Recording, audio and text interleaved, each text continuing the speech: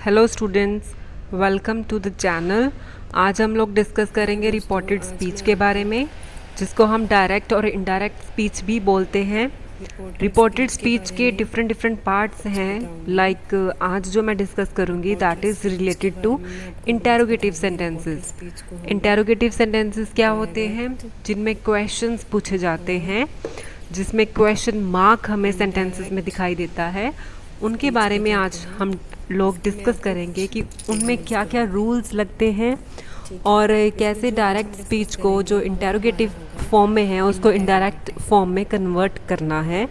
उसके कुछ रूल्स होते हैं, रेगुलेशंस होते हैं, वो हम वन बाय वन डिस्कस करेंगे और उनके साथ हम लोग एग्जांपल्स करेंगे ताकि हम लोग अच्छे से उसको अंडरस्टैंड कर सकें।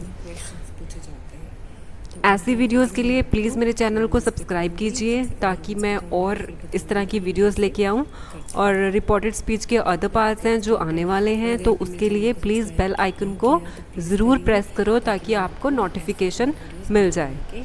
तो चलिए जी, हम स्टार्ट करते हैं इनके रूल्स के ऊपर कि क्या ऐसे रूल्स हैं जो इंटेरोगेटिव सेंटेंसेस में लगते हैं और बाकी नॉर्मल सेंटेंसेस में नहीं लगते, और कुछ एक रूल्स ऐसे हैं जो कि सेम हैं, जो लगते हैं सभी सेंटेंसेस में।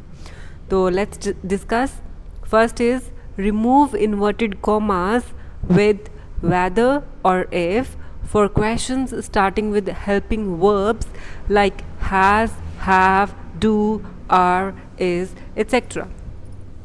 तो सिंपल सी बात है, इन्वर्टेड कॉमास तो होंगे ही अगर हमारी डायरेक्ट स्पीच है, उसको रिमूव भी करते हैं। बट क्वेश्चंस वाले सेंटेंसेस में अगर वो क्वेश्चंस हेल्पिंग वर्ब से स्टार्ट होते हैं तो उनको रिमूव करके इफ़ या वेदर लगाया जाता है। For example, my mother said to me, are your brothers playing in the garden. तो let's change this direct sentence into indirect sentence. तो firstly my mother as such आ जाएगा, हमें माई मदर एज सच ही लिखना है, ये इन्वर्टेड कॉमास के before है। और यहाँ पे जो सेड टू है that will change to asked, क्योंकि ये क्वेश्चन पूछा गया है तो आस्क्ड आएगा। और मी जो है वो भी वैसा ही रहेगा। अब इस केस में अब स्टार्ट होते हैं हमारे इन्वर्टेड कॉमास, तो इसको चेंज करके हम इफ़ या वेदर लगाएंगे। बट द कंडीशन इज़ जो क्वेश्चन स्टार्ट हो रहा है वो हेल्पिंग वर्ब से स्टार्ट हो रहा है, जैसे कि आर से स्टार्ट हो रहा है। तो यहाँ पे माई मदर आस्क्ड मी, उसके बाद आएगा इफ़, इन्वर्टेड कॉमास को हटा के आ गया इफ़। ओके, यहाँ तक क्लियर है आपको? जो आगे सेंटेंस है वो मैं आपको आगे के रूल्स के साथ इसको कंप्लीट करके बताऊँगी। पहले इतना समझ लो कि अगर हेल्पिंग वर्ब से शुरू हो रहा है क्वेश्चन तो इन्वर्टेड कॉमास को हटा के इफ़ लगेगा। Second rule, if before inverted commas me is mentioned then after commas you और your will change to I और माई। ये देखो, अगर जैसे ये मेरा सेंटेंस है, my mother said to me, अब ये इन्वर्टेड कॉमास से पहले मी आ गया, ठीक है। तो यहाँ पे इंडिकेशन ले लीजिए कि इन्वर्टेड कॉमास के बाद अगर कहीं पर भी योर, यू आता है तो वो किस में चेंज होगा, आई या माई में, ठीक है। ये आपको ध्यान रखना है। बच्चे मोस्टली इसी में कंफ्यूज हो जाते हैं, कब ही शी लगाना है, कब माई आई लगाना है। तो इन्वर्टेड कॉमास के बिफोर अगर मी मेंशन्ड है तो यहाँ पे योर किस में चेंज होगा, माई या आई में। अब यहाँ पे माई ब्रदर्स आएगा, आई ब्रदर्स तो होता नहीं है तो ऑब्वियसली माई ब्रदर्स आएगा, ठीक है। अब नेक्स्ट रूल की तरफ कंटिन्यू करेंगे जिससे हमें पता लगेगा कि अब आर की जगह क्या आएगा।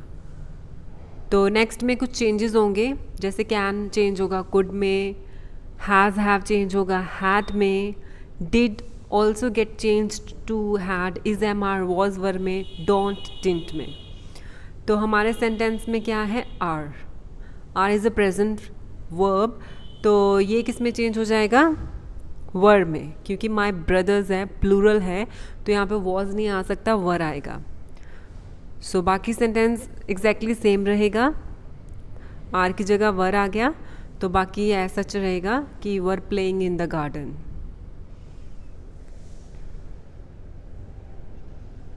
तो क्वेश्चन देखो, my mother said to me, are your brothers playing in the garden. तो अब आंसर में जब हम लिखते हैं आंसर तो कोई क्वेश्चन मार्क नहीं डालना, क्वेश्चन मार्क हमारे डायरेक्ट स्पीच में होता है, इनडायरेक्ट स्पीच में हम क्वेश्चन मार्क को हटा देते हैं तो फुल स्टॉप आएगा। ठीक है, ये क्वेश्चन मार्क है, यहाँ पे सिंपल फुल स्टॉप आएगा। So my mother said to me are your brothers playing in the garden, तो इसकी इनडायरेक्ट बनेगी my mother asked me if my brothers were playing in the garden. ये आपने changes देख लिए हैं, ये जो मेन चेंजेस हैं, इफ़ कहाँ लगना है, वेदर कहाँ लगना है, तो ये आपको ध्यान रखना है। Let's see the second example. The teacher said to the boys when did the match end. अब जो ये क्वेश्चन है ये कैसे स्टार्ट होगा? द टीचर, क्योंकि ये इन्वर्टेड कॉमास के बिफोर है, सच रहेगा द टीचर। और इसमें भी सैड टू किस में चेंज होगा? आस्क्ड में, क्योंकि वो पूछ रही है बच्चों से, बॉयज़ से। तो the teacher asked the boys.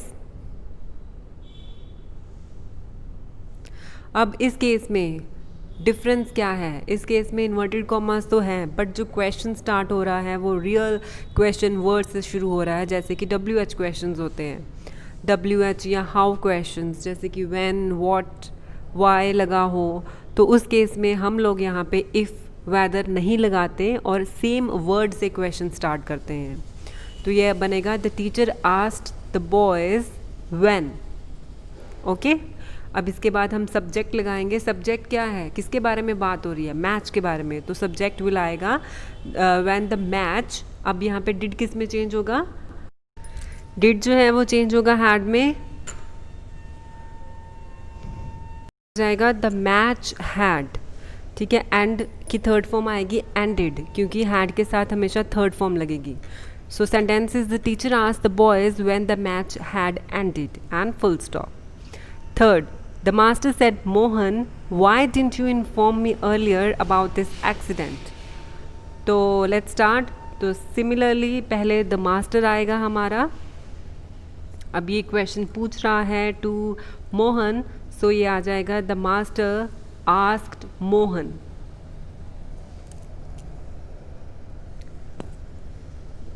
अब यहाँ पे भी क्योंकि ये WH क्वेश्चन है तो why एज सच रहेगा, the master asked Mohan why।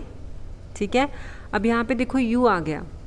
Okay, जैसे why didn't you, यू आया, बट वहाँ पे मी कहीं नहीं है, वहाँ पे मोहन है, मोहन के बारे में है।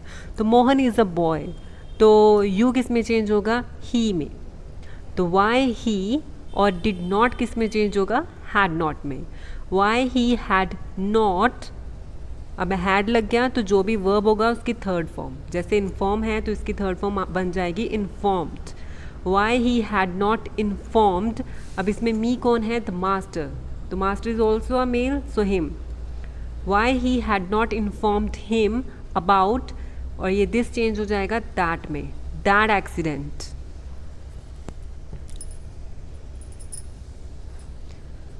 सो सैड चेंज हो गया आस्क्ड में, डिड नॉट चेंज हो गया हैड नॉट में, मी चेंज हो गया हिम में, क्योंकि ये मी यहाँ पे मास्टर है, मास्टर कह रहा है। ओके, दिस चेंज हो गया दैट में, और यहाँ पे एक वर्ड लगा हुआ है अर्लियर। तो अर्लियर किस में चेंज होगा? बिफोर में। तो अर्लियर बिफोर में चेंज होगा, या आप एट द एंडिंग भी लगा सकते हो, या जैसे सेंटेंस में लिखा गया है मी के बाद, तो आप हिम के बिफोर, हिम के आफ्टर भी लगा सकते हो। ठीक है, यहाँ पर आप लगा सकते हो before. Next, please sir can I have some more food, said Oliver. अब ये ओलिवर ने कहा है, लास्ट में लिखा हुआ है, इसको हम स्टार्टिंग में लिखेंगे, तो ये आ जाएगा ओलिवर, क्योंकि ये रिक्वेस्ट कर रहा है, उसने प्लीज़ कहा है तो he is requesting. Oliver requested, किसको उसने रिक्वेस्ट करा है? सर को, तो सर भी आएगा यहाँ पे। ओलिवर रिक्वेस्टेड सर, फिर इन्वर्टेड कॉमास को हटा के अब यहाँ पे इफ़ या वेदर लगेगा, क्योंकि क्वेश्चन स्टार्ट हो रहा है can say, that is a helping verb. So if, अब यहाँ पे ओलिवर के बारे में है, आई कौन है? ओलिवर, तो ही आएगा। कैन चेंज हो जाएगा कुड में, और कुड के साथ फर्स्ट फॉर्म लगेगी। If he could have some more food, ठीक है, Oliver requested sir if you could have more food, ये सिंपल था। कुड के साथ कभी भी थर्ड फॉर्म नहीं आती है तो वैसे ही रहेगा। My father said to me have you paid the electricity bill. अब ये क्वेश्चन बहुत इजी है, इसको कन्वर्ट करना। माई फादर, अब यहाँ पे आस्क्ड लिख सकते हो सेड टू को चेंज करके, एनक्वायर्ड लिख सकते हो, क्वेश्चनड लिख सकते हो, anything. My father asked me, अब ये देखो यहाँ पे मी आया है इन्वर्टेड कॉमास के बिफोर, और जो ये क्वेश्चन है ये हैव से हेल्पिंग वर्ब से स्टार्ट हुआ है तो यहाँ पे इफ़ लगेगा। इफ़ अब यू किस में चेंज होगा, आई में। इफ़ आई हैव किस में चेंज होगा, हैड में। If I had, paid is already the third form तो आ जाएगा if I had paid the electricity bill, और यहाँ पे क्वेश्चन मार्क नहीं आएगा। नेक्स्ट सेंटेंस पर चलते हैं।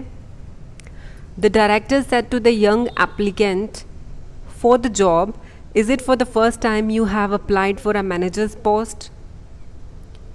अब स्टार्टिंग वैसी होएगी, the director asked the young applicant for the job. Asked की जगह आप क्वेश्चन भी लिख सकते हो, एनक्वायर्ड भी लिख सकते हो, ठीक है। बाकी सारा सेम रहता है।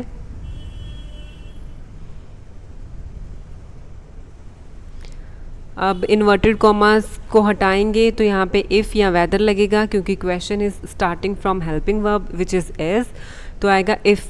अब यहाँ पे इट चेंज होगा दैट में, ठीक है। If that was, if that was for the first time, you किस में चेंज होगा, ही में, क्योंकि ये यंग एप्लीकेंट के लिए यूज़ किया है।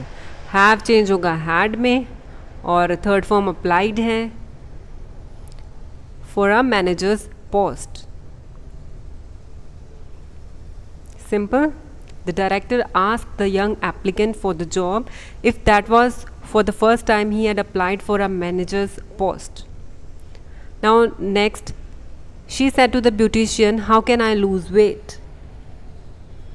तो आएगा she questioned, या लिख सकते हो asked the beautician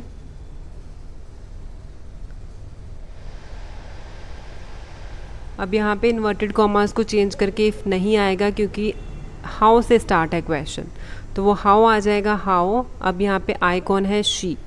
how she can is good, can मतलब चेंज हो जाएगा कुड में। इफ़ शी कुड, और कुड के साथ आएगी first form which is lose. If she could lose weight, she asked the beautician if she could lose weight. Now last, why don't you come over for dinner on Friday? Sheila said to me. अब जो ये वाला part है Sheela said to me last में है, but हमें इसको starting में लिखना है। शीला asked me या questioned me, enquired me। Question why से स्टार्ट होगा, why।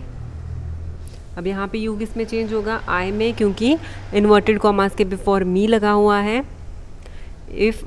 Y I did not, क्योंकि डोंट चेंज हो जाएगा डिंट में। Why I didn't come over for dinner on Friday, और डिड के साथ हमेशा फर्स्ट फॉर्म लगती है, ये आपको ध्यान रखना है, ठीक है। सो ये हमारे कुछ एग्जाम्पल्स थे रिपोर्टेड स्पीच के, specially for the interrogative sentences. आपको ये कैसे लगे please mention in the comments. ऐसी मोर वीडियोस के लिए सब्सक्राइब कीजिए। आई होप ये आपको बहुत बहुत हेल्पफुल होंगी, यूज़फुल होंगे। Thank you so much for watching.